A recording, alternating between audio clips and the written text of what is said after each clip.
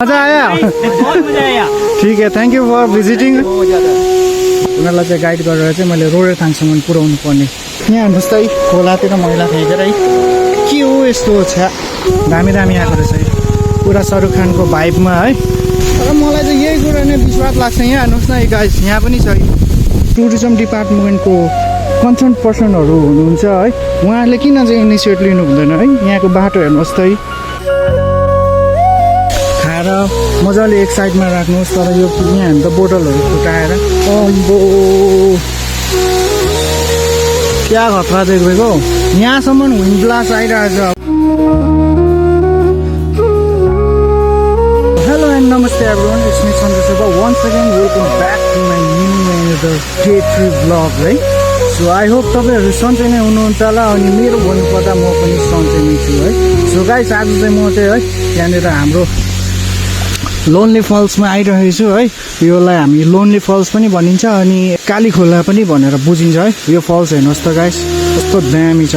तर मलाई चाहिँ यहाँनिर आएर होइन गाइस एउटा कुरा चाहिँ साह्रै विश्वास लाग्यो क्या। तपाईँहरू यहाँनिर घुम्न आउँछ, मजा गर्न आउनुहुन्छ होइन, तर यो खालको चाहिँ हेर्नुहोस् त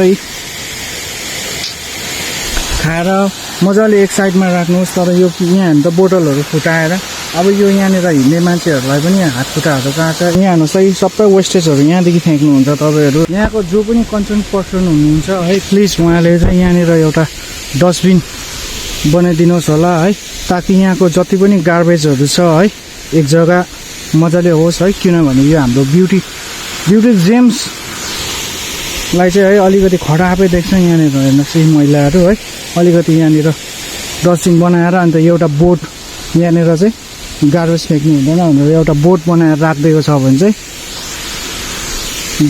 सायदैमा धेरै नै राम्रो हुन्थ्यो होला। यहाँ हेर्नुहोस् त यो गार्बेजहरू यसरी मैलाहरू सबै मैलाहरू फ्याँकेको छ है। अनि यहाँनिर यो जो पनि फल्सहरू हेर्नु आउनुहुन्छ सबैले यहाँनिर मैलाहरू फ्याँक्छ। यहाँनिर तपाईँहरूले देख्न सक्नुहुँदैछ है।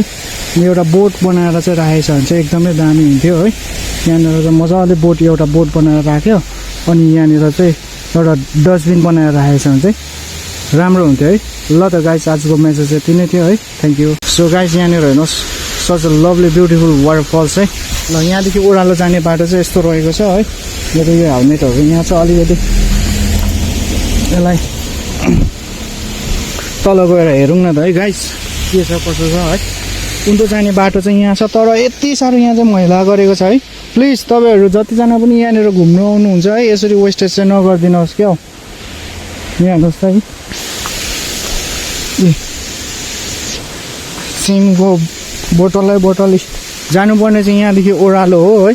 बाटो चाहिँ यस्तो छ है। यसको बेसमा चाहिँ होइन गाइस यस्तो दामी देख्छ कि यहाँ हेर्नुहोस् है। वाउ,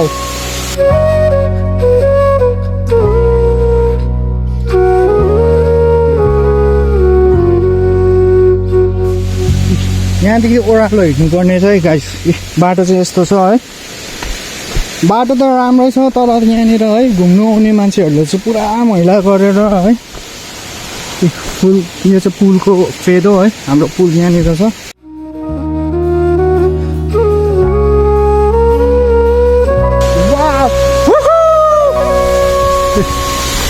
कस्तो दामी देखेको है यहाँ बेसमा हेर्नुहोस् न। अम्बो क्या खतरा देखेको। यहाँसम्म विन्ड ब्लास्ट आइरहेछ। अब यहाँ तल फेदको चाहिँ अन्त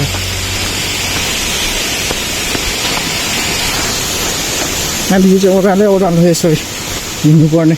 यहाँनिर चाहिँ एक्चुअलमा चाहिँ नि सानो फुटपाथ बनाएर मजाले बारेर क्या दुई साइडमा रेलिङ बनाएर यो हाम्रो टुरिस्ट प्लेसलाई चाहिँ होइन यो यस्तो दामी दामी चिजहरू छ होइन। किन चाहिँ यसलाई चाहिँ हामी यत्रो ज्यादा प्रमोट गर्छ, तर हाम्रो टुरिज्म डिपार्टमेन्टको कन्सर्न पर्सनहरू हुनुहुन्छ है, उहाँहरूले किन चाहिँ इनिसिएटिभ लिनु हुँदैन है? यहाँको बाटो हेर्नुहोस् त है। यो बाटोहरूलाई चडकचुडक बनायो भने है हाम्रो पनि त टुरिस्ट प्लेसहरू एक दुई जग्गाहरू दामी दामी छ जुन चाहिँलाई चाहिँ होइन हामी एक्सप्लोर गर्नु सक्छ। बाँकीको टुरिस्टहरू पनि आएर हेर्छ होइन। यो बाटो त झन् हाइवे बाटो हो मेन। यहाँ हेर्नुहोस् त गाइस, यहाँदेखि चाहिँ यहाँ हेर्नुहोस् त है खोलातिर मैला फ्याँकेर है के हो यस्तो छ्या। खोलाको बेसमा पुगिसकेँ गाइस म चाहिँ।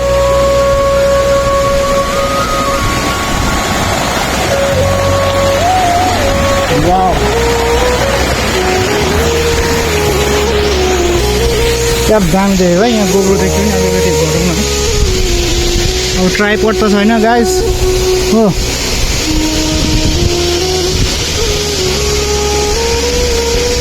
वाउ यहाँ हेर्नुहोस् त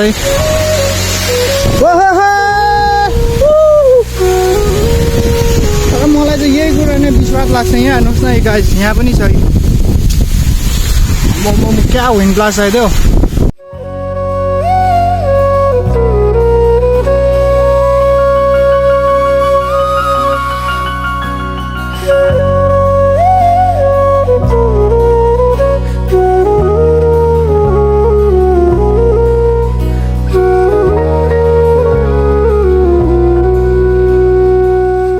यहाँ चाहिँ एकदमै ज्यादा विन्ड ब्लास्ट आउँदैछ गाइस ओहो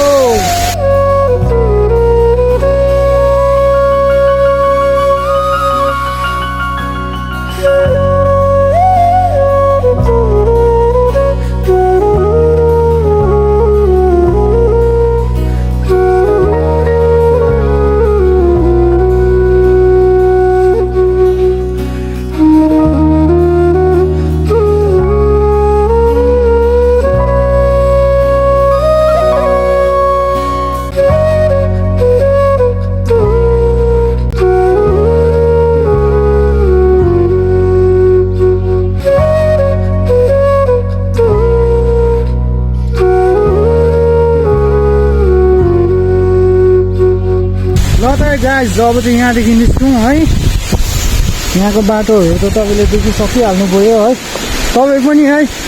तपाईँहरू पनि यहाँनिर हाम्रो लोनली फल्स है भिजिट गर्न चाहनुहुन्छ भने चाहिँ यो चाहिँ हाम्रो रङ्गलीदेखि आउने बाटोमा भेट्छ है लोकेसन चाहिँ यो रहेको छ है तपाईँहरू पनि आउनुहोस् होला भिजिट गर्नुहोस् होला है दामी छ यहाँको वाटरफल्स है गाइज तपाईँहरू है मेरो पेजमा नयाँ हुनुहुन्छ भने चाहिँ है do like share and subscribe है अनि थ्याङ्क्स फर वाचिङ ल त guys bye bye see you in the next blog so guys अहिले भने चाहिँ है यहाँनिर हाम्रो टुरिस्टहरू भेटाइसकेको छु है भैया आप लोग कहाँ से है हावड़ा कलकत्ता से है ना बाकी का दोस्त लोग भी सब कलकत्ता से है ना अहिले भने चाहिँ फिलहालमा चाहिँ है भैयाहरू चाहिँ माथि जलुक घुमेर आउनु भएको अरे है नथुला तक गएन आप लोग नथुलासम्म गएर आउनु भएको अरे है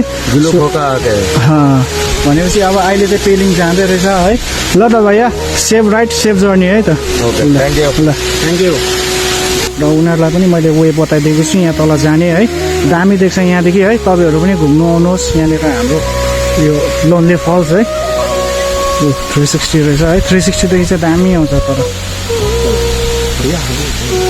चाबी भी लेके चाहिए चाबी भी सो गाइस अहिले भने चाहिँ है यहाँनिर चाहिँ म चाहिँ निस्किनु आँटेको थिएँ तर यहाँनिर दुईवटा बाइकमा है टुरिस्टहरू आएको छ है अनि टुरिस्टहरू आएर चाहिँ यहाँनिर हेर्दै चाहिँ मैले तलै गएर हेर्नु भनेर चाहिँ अहिले तल पठाइरहेको छु है उनीहरू तल फोटेजहरू गर्दैछ अनि उनीहरूलाई चाहिँ मैले गाइड गरेर चाहिँ मैले रोडेथाङसम्म पुर्याउनु पर्ने अब अहिले चाहिँ है हेर्नु उहाँहरू चाहिँ जलुक र नथुला घुमेर आएको रहेछ अनि अब पेलिङ जाँदै गरेको रहेछ है अनि उहाँहरूलाई चाहिँ रम्फूसम्मको चाहिँ बाटो याद छैन रहेछ अनि त्यो भएर चाहिँ म चाहिँ रोडेथाङसम्म पुऱ्याइरहेको छु त्यहाँदेखि चाहिँ हल्का रम्फूसम्मको नेभिगेट गरिरहेको छु है अनि उहाँहरू पेलिङ भएर जान्छ है मजा आयो ठीक है थैंक यू फॉर विजिटिंग अभी बहुत हैवी हाँ विजिट करना चाहिए इधर हाँ 360 देखि गरेको छ है गाइस उनीहरूले चाहिँ है दामी आएको रहेछ है पुरा शाहरुख खानको भाइबमा है ल त गाइस अब उनीहरूलाई चाहिँ मैले चाहिँ अब रोडेथाङसम्म पुर्याउनु पर्ने हुन्छ रोडेथाङ होइन म रम्फूको आधी बिचसम्म चाहिँ म उनीहरूलाई छोडिराख्छु है त्यहाँदेखि त रम्फू अलिकति 3 किलोमिटर मात्रै हो त्यहाँदेखि चाहिँ उनीहरू डाइरेक्ट पेलिङ जान्छ है